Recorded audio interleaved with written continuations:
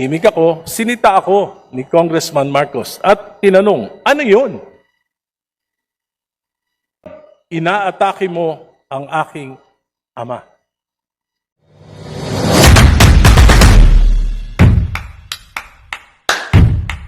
May we know the pleasure of the Honorable Egay? Question of personal and collective privilege. May we know the...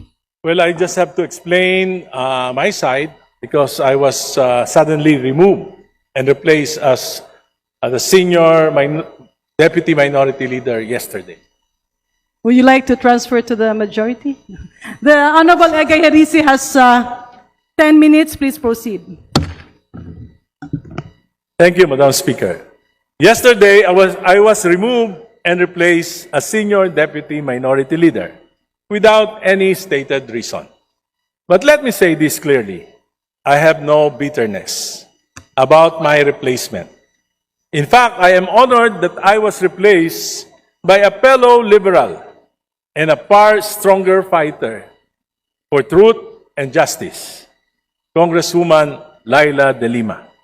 She is a former senator, a former secretary of justice, and a woman who sacrificed 6 years of her life in prison for standing up against abuses in government and for speaking for the truth.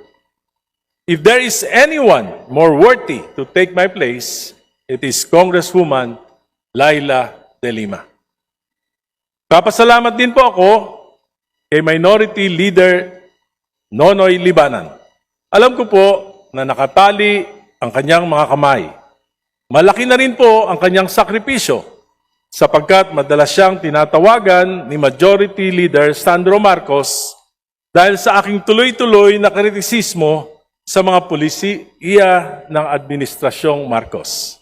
Policies, ulitin ko po, policies, not personal attacks. Mr. Speaker, I believe that I have faithfully performed my duty as Senior Deputy Minority Leader.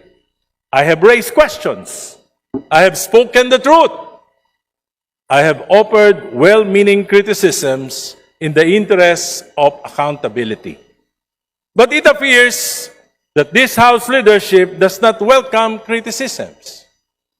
And that, Mr. Speaker, is the real problem of dynastic politics. When the President of the Republic has a son serving as majority leader of this House, there is an unavoidable conflict of interest when a son becomes overly protective of his father instead of protecting the integrity of legislation. Some time ago, I spoke about the failure of President Marcos to protect the integrity of the 2023, 2024, and 2025 national budget. This Congress inserted and diverted some 1.45 trillion in the national budget. This is unprecedented in the history of our country. Defunding major foreign assisted projects and even the computer-generated maintenance allocations for our national highways. Kaya nagkasira-sira na po ang ating mga major highways. Funds from the PhilHealth and the PDIC were also diverted. Money that should have protected the health and savings of our people, only to end up in ghost projects or substandard infrastructure. And so I ask, why did President Marcos allow this? Why did his cabinet remain silent? How could such massive diversions happen under his watch? Mr. Speaker, it is difficult to believe that this could happen without the knowledge, if not the tolerance, of the President himself, especially when the Speaker then of this House is his own close relative. Hindi pa po ako tapos magsalita nang ako ay sunduin ni Minority Leader Congressman Libanan at dalhin sa opisina ni Majority Leader Sandro Marcos. Pagdating po namin, nandoon na rin si Speaker Bogie D. Nakaupo po ako, tahimik ako, sinita ako ni Congressman Marcos at tinanong, ano yun? I replied that the anti-political dynasty advocacy has long been one of my advocacies. Ngunit, sinabi niya, hindi yon. Inaatake mo ang aking ama. Ang sagot ko, ang kritisismo ay nakakatulong upang maituwid ang mga pagkakamali kung bukas ang isip ng mga nakikinig. Ngunit, Mr. Speaker, bakit kailangan questionin ng isang miyembro ng kapulungang ito ang aking talumpati? Kung may mali, kung may kasinungalingan, bakit hindi ako debatihin dito mismo sa plenaryo? Sa aking pag-aaral at sa aking patuloy na pagtatanong, lalo kong nauunawaan kung gaano kalaking pandarambong sa pondo ng bayan ang naganap sa loob ng 3 taon ng Administrasyong Marcos. Lalo pa nang ipakita sa akin ni Congressman Leandro Libiste ang ilang datos na tila nagpapakita na ang pamahalaan ay parang pinapatakbo ng isang sindikato. I intend to discuss this further in a separate privileged speech. Mr. Speaker, every day I pray to the Lord to give me the courage and wisdom of discernment on what I should do with the responsibility entrusted to me. Madali sana para sa akin ang manahimik. Madali sana para sa akin na sumabay na lamang sa agos upang masiguro na mas tahimik ang buhay at baka manalo pa uli ako sa eleksyon sa 2028. Madali sana para sa akin na itigil na ang laban na ito na maaring tawagin ng iba na recklessness at padalos-dalos. But there is a greater calling, something that I cannot ignore, no matter how inconvenient it may be for me and for my family, something that I cannot close my eyes. Just like when the Lord called Abraham and said, "Go from your country and your father's home to the land that I will show you." And Abraham followed without hesitation. He followed the Lord. Even the uncertainty is unimaginable because he trusted that the Lord would guide him and that he was doing something for God and for his fellow men. For me, what I'm doing is a bit risky. But that would already be an honorable life to live, despite all my weaknesses. 2 weeks ago, may isang gabinete ang kinausap ako. Sinabi sa akin, Guy, ang tingin ng Malacanang, Sara Duterte ka. Sabi ko po, nung panahon ng mga Duterte, ako po yung kauna-unahan na nagsalita laban sa war on drugs. Tinanggalan pa nga ako ang distrito ng aking pondo ng 1 taon.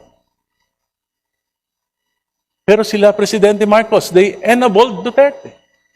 Si Speaker Romualdez, Majority Leader, he enabled the war on drugs. Yung mga kasama natin na nagpo-prosecute ngayon kay Duterte, they enabled war on drugs. Ako po, nakipaglaban. At hindi ko po nilalabanan ang dinastiya ng Marcos lamang. Dinalabanan ko rin ang dinastiya ng mga Duterte sapagkat alam ko na ang punot dulo ng korupsyon dito sa ating bansa ay ang pataba at ngayon mabubundat ng mga political dynasties. Sabi sa akin, Guy, yung mga salita mo nakakapagpalakas kay Sara Duterte. Sabi ko, mali yan. Secretary, ang nagpapalakas kay Duterte ay ang patuloy ng mga palpak na polisiya ng Administrasyong Marcos. Sinabi magpapakulong December 15, nagpakulong ba kahit isa? Sinabi ipapasa yung Independent Commission for Infrastructure na mag-iimbestiga. pinasaba. Binola lang kami. Sabi, magpapasa ng isang makatotohanang anti-political dynasty. Ipa-priority. Ano nangyari? Sa halip na anti-political dynasty ang pinasa ng Committee on Suffrage and Electoral Reforms, ito po ay pro-political dynasties. Hindi lang magpapadaba, magpapabundat pa sa mga dinastiya dito sa ating bansa. Today, I bow out as Senior Deputy Minority Leader of this House. But I am even more emboldened to be a stronger voice against what is wrong with our system. I may no longer have the position. I may no longer have the committee membership. But I still have the knowledge. I still have the experience. And I have still the voice and commitment to stand against what is unjust, what is corrupt, and what is abusive. I am no longer Senior Deputy Minority Leader, but I will be the equalizer in this House. Thank you, Madam Speaker. Thank you, my colleagues, until my next privilege speech. Thank you. Mr. Speaker, Majority Leader. maraming Speaker, salamat, Mr. Speaker. I move to recognize the Honorable Deputy Speaker Janet Garin. Deputy Is my Speaker Janet, distinguished Deputy Deputy colleague- Speaker Janet Dillon is now recognized.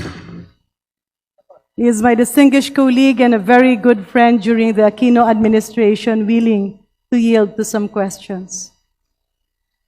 Maraming salamat, Mr. Speaker. Maraming salamat din sa ating mga kasamahan. I decided to interpolate and ask a few questions to our distinguished colleague, Mr. Speaker, dahil medyo nalito ako nung ang pinag-usapan ay ang posisyon ng Senior Deputy Minority Leader, pero tila nalihis ang kanyang speech patungo sa pagpupuntirya na majority ang may kasalanan. May I inquire, Mr. Speaker, distinguished colleagues, to the Honorable Egay Erice, paano po ba pinipili ang isang Senior Deputy Minority Leader? Well, alam na po natin yan, Sir Speaker. Hindi pa lang naman ngayong administrasyon na ito, ng mga nakaraang administrasyon, hindi po tayo pumipili talaga ng minority leader kung walang blessing ng leadership ng House. Ibig sabihin, distinguished speaker, nung ikaw ay naging Senior Deputy Minority Leader, ito ay may sabwatan sa mayorya? Ang ganito po ang nangyari, nung ako po inirekomenda na Senior Deputy Minority Leader ni dating Senior Deputy Minority Leader Paul Dasa. Well, Hinirap Mr. po ako, excuse me po, Mr. tapusin Speaker, niyo I lang po have ako. the name Senior Deputy Minority Leader. Noong 19th Congress. Well, Paul Mr. Dasa. Hindi, Paul nirekomenda Dasa. niya po ako, sabi niya, kakausapin niya si Minority Leader Nonoy Libanan upang ako ang kanyang maging kahalili. Ibig sabihin, Mr. Speaker, ang Hindi pa po ating ako tapos. kagalang-galang Hindi pa na po. kasamahan na si Honorable Tatapusin niyo Egay muna ako bago Erice niyo ako ay tanungin. hindi pinili ng minorya? But, Because that is... kaya nga po, patapusin niyo ako para may kwento ko lahat. Pwede? Yeah, but can Kung I pwede lang ako. Kung pwede, pagkatapos pwede niyo ako can I tanungin. have a direct answer, Mr. Speaker? I am directly answering you. Yeah, Mr. But, Speaker, my question is Honorable- very simple. Napili ba siya ng isang former member of the House? Because that is very Nirekomenda unparliamentary. po. He's putting some words on my mouth. Honorable- Ang sinabi ko po, nirekomenda Session ko suspended. kay